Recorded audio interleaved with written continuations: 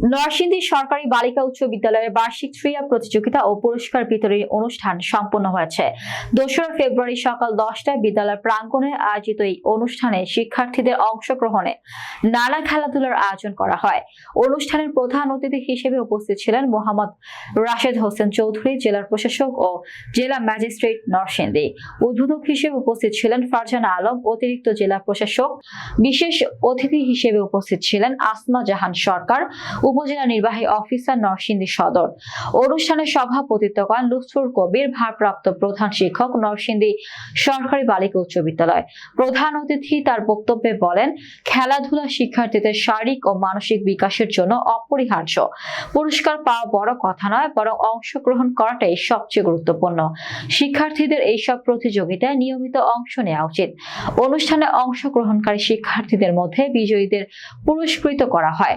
বিদ্যালয়ের শিক্ষক, শিক্ষিকা, অভিভাবক এবং শিক্ষার্থীদের উৎসাহে উৎসব মুখর পরিবেশে অনুষ্ঠানটি সম্পন্ন হয়।